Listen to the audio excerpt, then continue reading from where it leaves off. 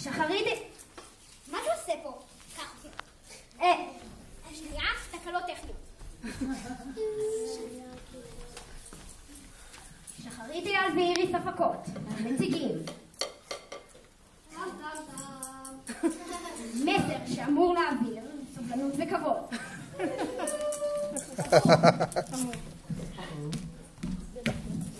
היי, אני רוצה לאחותי קוראים שונטל ולאמא שלי קוראים אדווה.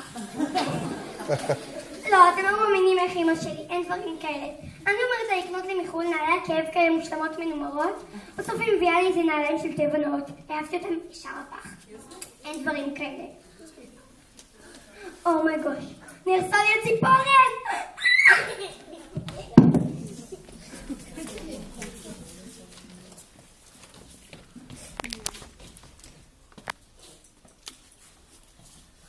אמיר, אני ראשון.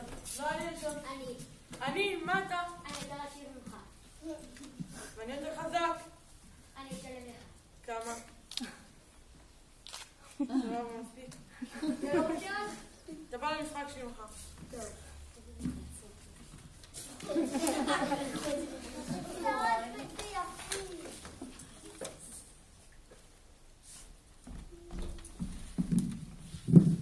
Hello, Adi Alfred.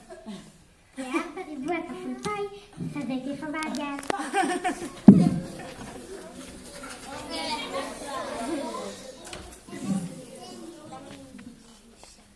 שלום לכולם, אני רוחמי, אני בכם חמית בעולם, שברתי 40 שיאי גינס. אוי ואבוי לי, אני לא מאובזרת מספיק.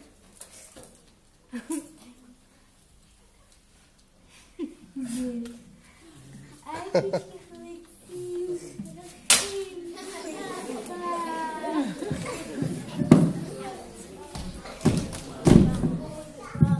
מה זה החום הזה? תדליקו מזגן, ריבונו של עולם. אני ארס. עוד לא נכנס לארסים. טוב, אז זה המצב. לפי מה שאני מבין, כל החבר'ה האלה פה שונים לגמרי, אבל הם מקבלים בצורה מעוררת גאווה אחד את השני. נכון חבר'ה? תמשיכי להיות כמו שאת!